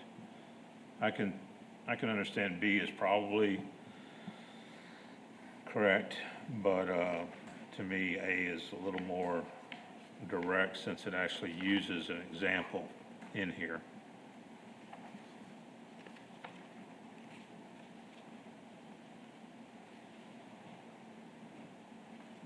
And he uses it as an example of bullying, but I don't see it as an example of bullying. A lot of people just are foul-mouthed. That's how they talk in general. But I'd still say that's pretty poor communication. We're being, this entire book and what we're being tested on, is that chapter is on communication, correct? Was that the chapter? I could tell you, 1 second. It's going to be at the top.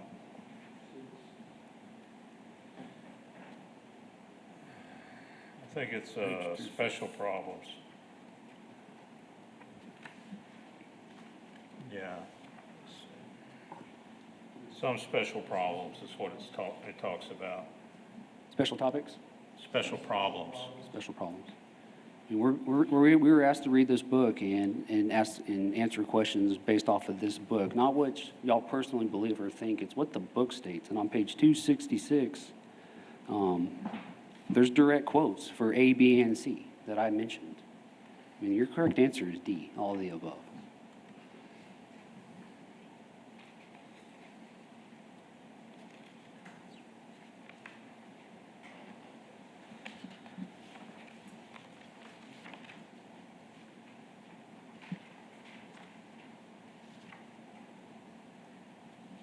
What does that say? It's this page, basically.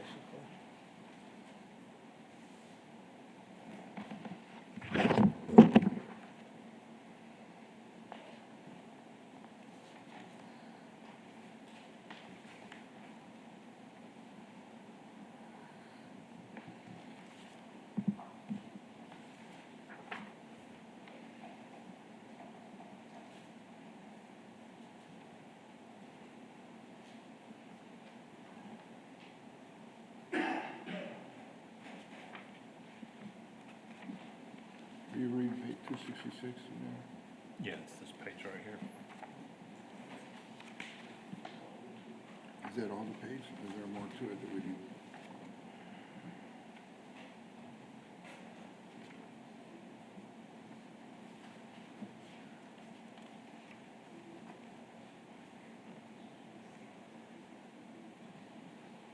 No, it's the entire page.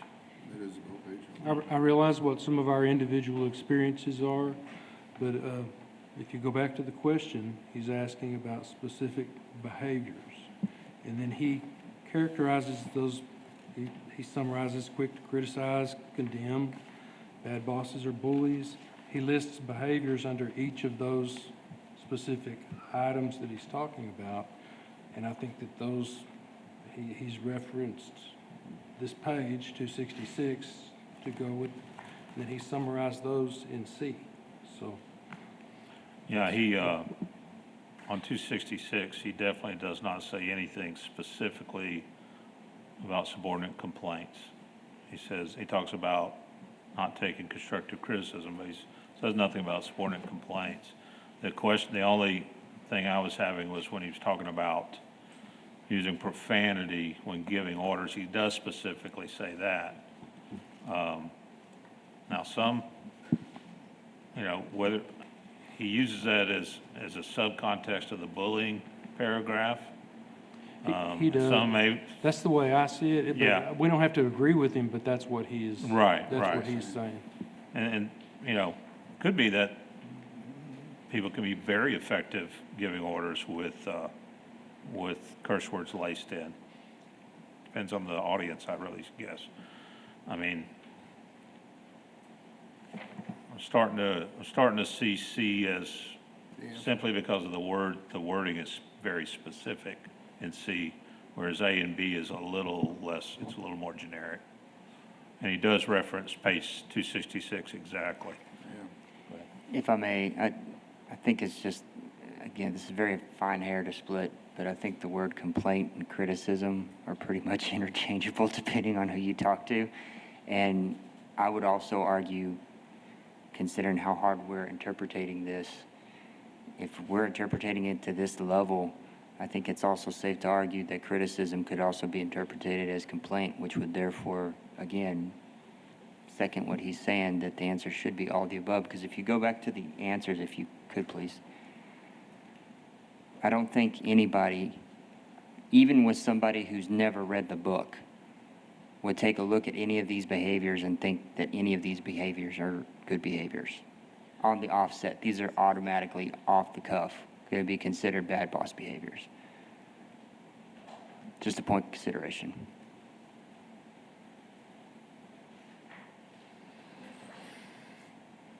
I'll leave this one up to y'all. I'm split down the middle.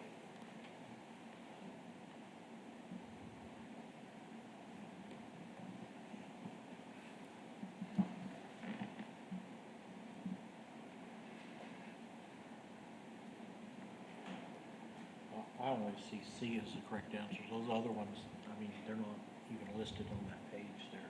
As far as when you're talking, you're having to infer a lot of information to get to that point. What's your thoughts, Raul? But if you're going just strictly by was pulling out of here, if you gotta go, since you referenced according to 266, if you go by here, then you have to go with C. I mean, we go with C as the correct answer. I agree. Okay. Okay, thank you. And I do want to note, guys, we do understand where you're coming from. Yeah. That's another poorly written question. Yeah. I think if I may, we could let the test maker know that Yeah. question ever comes up again. I'll make a note We of that. we do give the test maker feedback after every exam, so, Yeah, so he will know. Every Especially example. the notes for this one. Okay, we're moving on to question number 100.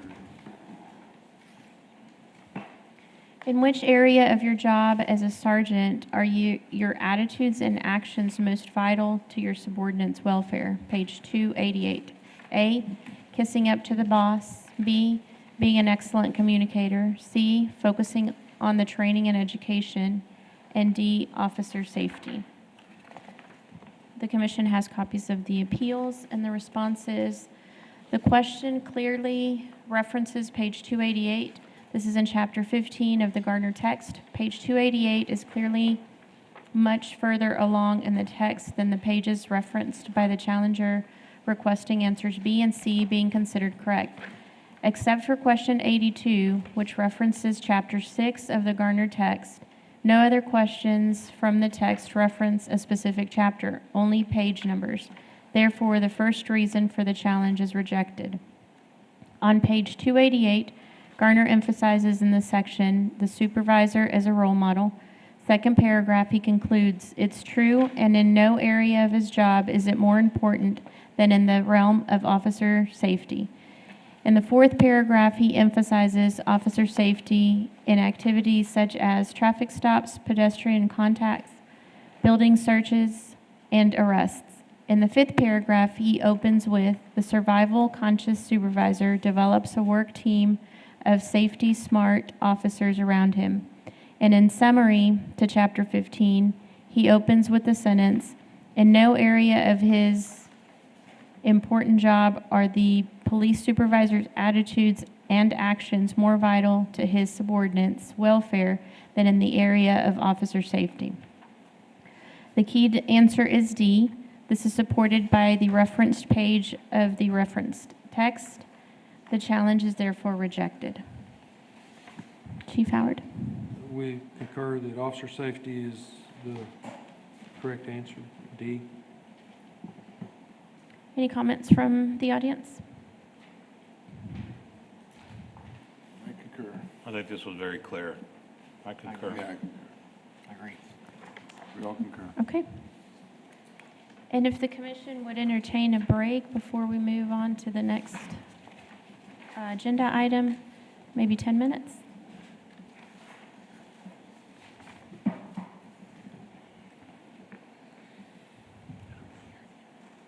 I think she wants a break for 10 minutes, Raul. That's fine. That's fine? Okay. We'll be back at 4 o'clock. Thank you. Okay, it's 4:04, so we're going to go ahead and move on. And just as a side note, before we go to the next agenda item. Christine is going to recalculate the scores and prepare the roster, hopefully by tomorrow, end of day. Okay. We're ready when you are.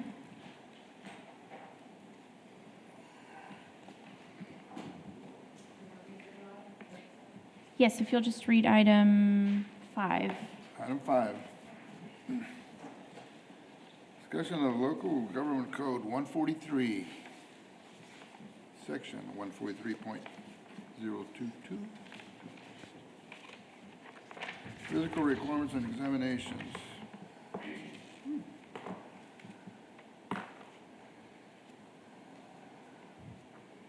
So this is subsection B, in consideration of revising applicable civil service rules and regulations, section 46K, physical, and section 111, medical requirements for firefighters and police officers, approved at civil service meeting April 4th, 2008, as it relates to physical requirements for promotions.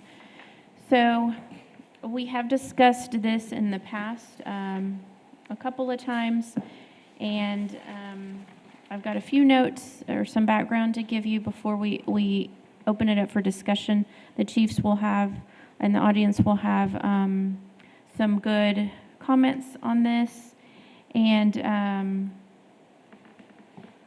the goal is that 143.022, I believe is the section we just read, it's very specific in that something has to be established in terms of physical requirements for promotions. So I did get feedback from several cities. Some do nothing, which is against 143 in terms of physical requirements for promotions, and some, the majority, actually apply the physical requirements that they use for beginning positions, so for your rookies. And when I say physical requirements, I'm talking about either a medical exam or a work steps where they go in and based on the requirements of the job, they do some sort of test that allows them to lift or push or pull, in particular, the weight that they probably would need to in the course of their Like what's administered their job. at West Texas Rehab? Correct. We use West Texas Rehab as the work step provider. Currently, the police department physical requirements for promotional are the same as the beginning positions, and fire does not require any physical test for their promotions. This is something that could be addressed through a meet and confer agreement, and Noel is here with the association, and he can provide any feedback that he has. But since this is something that should be routine in terms of promotions, in my opinion, it would make more sense to address through the local rules, not only because you have to establish something, but there could always be the chance that for the police department or the fire department, there might not be an agreement at any point. So with that, I will allow the chiefs to make their comments in terms of what establishing physical requirements for promotions might do, whether it's good or bad, and then we'll go from there. Yep, Chief Finch. I just want to make a comment on the physical examination is what it says. A physical examination to be conducted by a physician, and it's not defined, so we're going to define it here, I guess, or y'all are. But the correct definition of a physical exam is an exam conducted by a physician to determine your physical abilities. I think we need to stick with what we have right now. We are not in favor of any type of physical fitness test for a promotional tool. I want to stick with what we've been doing. I know, with the exception of a few, dating back to when I started here in David, we go to West Texas Rehab, we do a physical and then some work steps, some different things, and the doctor then makes a ruling and sends it to HR, and I would like to stick with that system. Okay. And I don't know if the chiefs can provide any background on whether or not promotional applicants have ever failed that. I don't think in the time I've been here that's been the case, but is definitely a possibility, which at that point brings into question if somebody's fit for duty within their He position. says Chief Howard believes one possibly has failed. I don't have any details on that, as that's between a doctor and HR. Sure. I for certain am aware of one, and I'm not going to say the name, but it was a color blindness issue and failed, but was promoted. So just. Yeah. Yeah, so for some reason, somebody were to take the work steps and they didn't meet the lifting requirements. Then at that point, you know, they at some point passed it. So are they okay in the current position that they're in? Does that create a fit for duty issue going forward? I don't know. So those are the issues with the promotional exams, in my opinion. So is this at the Texas Administrative Code level where it state medical, physical, and physical PT test? Or is this at the local level? It is. Because I thought when we talked last week or week before, Veronica, that we kept finding I thought it was in the local rule that stated that this was only for incumbent new applicants that they had to take a physical, that it kept excluding the promotional process. So is that at the federal or the Texas level? It is listed in the state 143. Okay. And then it does require, in the local rules as well, some sort of physical requirement for promotionals. So, and we can go through, I have copies of the sections that that's in, but in section 143.022B, it does state the commission shall require each applicant for a beginning or a promotional position to take an appropriate physical examination. It does not specify what appropriate is. Okay. So appropriate could be something different for fire and PD. Appropriate can be something that's the same, but there has to be something. And then in the local rules, it's listed under section 46, and I'll read that to you real quick. 46K under physical, it states, appropriate physical examinations shall be required before a candidate is considered for promotional positions, and the examination shall be given by a physician appointed by the commission and paid by such city. Then it goes on to talk about the rejection of such and what the applicant can do to appeal those. And then section 111, the applicant for original appointment and promotion in the classified service must meet the following medical requirements. Now, the last meeting, we did make some changes to section 111, but it only applied to beginning positions. And we specified in those what those were. We didn't discuss promotions because we were going to discuss those at this meeting. Well, one of my concerns is what is classified an applicant? So the PD list has 31 people on this sergeant application. Are we going to run 31 people through because they're technically applicants? Or is an applicant, you have one position available, so you only test one position? I'm afraid that we break this seal. What are we really breaking the seal going into? Are we obligating the city to send 31 people to West Texas Rehab, to send 31 people through a physical exam? That's my question on the deal. We had two words we were using last time, I believe. Applicant and, Applicant and what, candidate? And candidate. Because there's certain things on here, like when we would do fire, if they washed out on the written, we're not running a poly on them. We weren't running all the other stuff, so you're incurring a lot of expense. Well, even after they pass the written and pass the physical, they move into the personal history statement. Do I have to send them through a physical, or have to send them through a medical physical whenever I know that their background doesn't clear them? And same with this promotional. I may only have 2 forecasted positions for promotion, but yet I have 31 people on my promotional exam. We're really going to send 31 people knowing that I will not touch number 31. So I don't necessarily have a problem sending whatever term we use, whether it's candidate or applicant, to West Texas Rehab when that vacancy becomes available and that number 1 person on that exam is now eligible for that promotion. So at the last meeting, we did use both terms. Candidate was used at the point that They had not yet passed the physical agility and written exam. After they pass that, then they become an applicant. And so we made those changes in the wording. Well, I mean, I get, and I ask that because, so an applicant is the person that applies for the test, right? Is that how we're using it? I don't think that's how we What did is it. I that? think it's the other way. The other way around, I the think a candidate. candidate is on the list, and applicant is truly. Okay, so when, and this is what we were discussing last time, when does the candidate become an applicant? After they pass the written exam and the physical agility. I thought it was after the interview with us. They didn't truly become an applicant or eligible for a physical exam until after the interview. They're eligible for a physical exam, the oral board, West Texas Rehab, polygraph if you use polygraph. They're eligible for all of that after they've passed the written exam and the physical agility. And that, and like on G, it says, a polygraph examination will be administered to all civil service applicants for beginning positions to verify application and background information.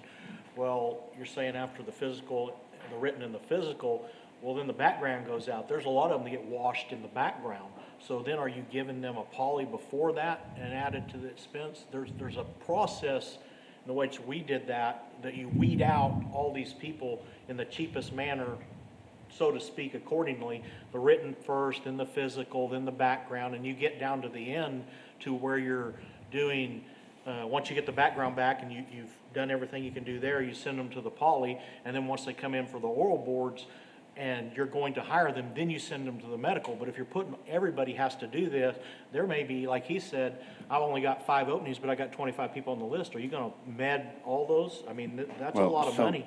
So like the driver's rank, prime example, we have 49 positions, and potentially 69 people can sit for that exam. So all 69 people pass that exam. Even every single engineer, every single driver left today, I still wouldn't promote every single person that is eligible. I think there needs to be some classification as far as a person is not sent for a medical physical until an opening has been created. So they're truly an applicant at the point that the position is available for. So we've done that for beginning position. Right. And we didn't print section 45. I didn't bring section 45 with me as it was adjusted, but it is in the minutes in terms of how we adjusted it. For promotions, we can have a separate section for promotions to accomplish what you're wanting to accomplish, just like we did with beginning positions. Right. That indicates after you've passed this, then you move on to this, and you're subject to these exams. We can do that. I don't have proposed language to change because I think what the chiefs had to say is important in making this decision and how you move forward with it. But we can absolutely make a section for promotions to indicate what you have to do in order to be subject to certain exams. And those exams can be different for police and fire, based on their recommendations. We can go back, I can meet with both the chiefs and their team and see what they deem is appropriate and bring that back to the commission as well. I would be more comfortable with a medical physical than I would be with a physical test, because the only person authorized to qualify somebody or disqualify somebody for fit for duty is a physician. And I don't want my name on something saying you're not fit for duty. Now go see a medical physician to verify what I've said. I don't want any part of that. Yeah, 143 indicates it has to be a physician Okay. that makes that decision. So that takes out the whole physical test portion of the promotional process, correct? No. 143 says that the commission has to set a physical requirement for promotions, and that physical requirement has to be decided by a physician. So then you can specify what physical test or exam needs to be done for. Like what we do at West Texas Rehab. And when I say a medical physical, I'm saying independent from the fire department, where this person goes and sees a physician, and they do lift studies or grip strength or anything associated with that, but nothing internally within our department. That's like correct. A physical fitness test within our department. It's 100% handled, outsourced to another department. That's correct. Okay, I would be fine with that. And I think it makes sense with what the Chief's saying. until a person has completed the written and is number one for the one position or whatever the criteria is, at that point, that person is a candidate, I assume, if I remember the language right. That's correct. And then they can go, and should they fail, I assume it would go to number two, and then they would go, and so on, as opposed to testing people needlessly just because they are an applicant or eligible or whatever. Okay. I guess my concern would just be, like it says, will be conducted on all applicants.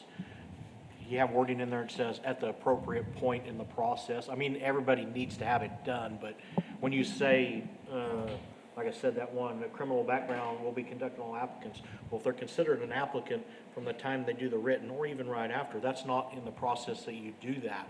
It's multiple steps down the road. And if you're having to do that and then they wash out they don't pass the physical. Does that make sense? What section are you reading from? I'm sorry, just This to make page sure. right here. 45? Should be on top of that page, maybe? Yes, that was, just like F, it says a criminal background investigation will be conducted on all applicants. Well, there's certain points, and I guess if you define that at the appropriate point, it will be done on everybody. And we want it done on everybody that's going to be hired, but if you only have 5 openings and and it's not been a concern over the last few years because they ain't had enough.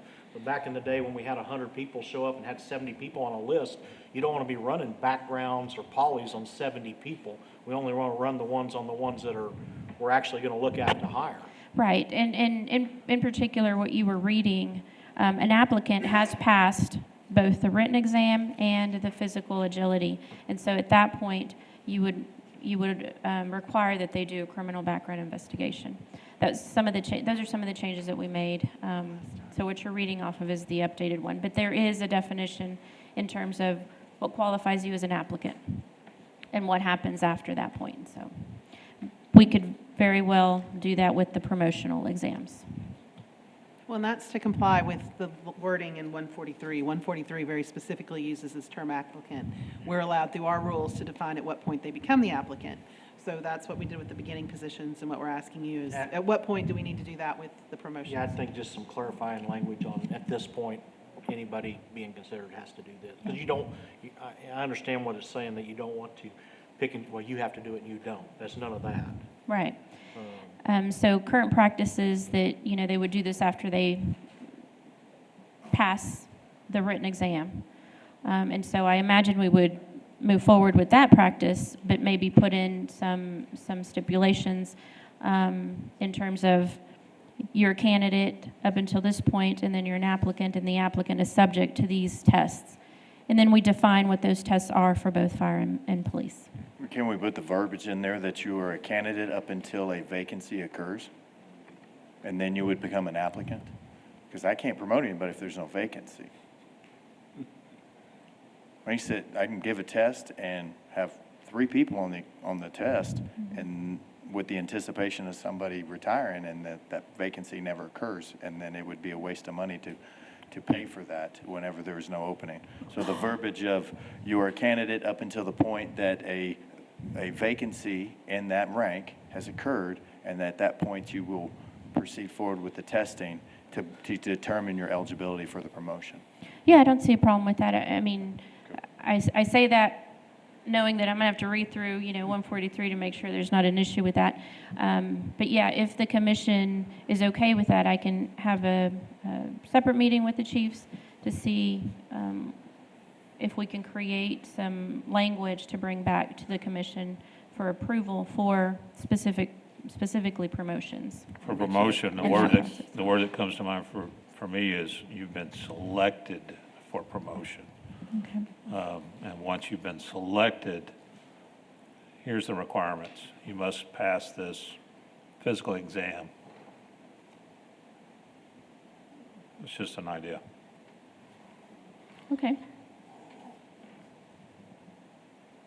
And again, I'll use an example from the military. I can be selected for promotion, but one of the requirements before they promote me is to get the retainability. I have to re-enlist, and I say, I don't want to spend another 4 years in. No, thank you. So in this case, it would be, you've been selected, you must pass the physical examination required for this position. Okay.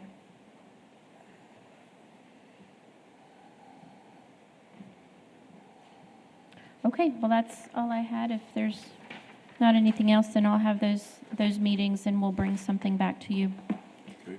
for consideration.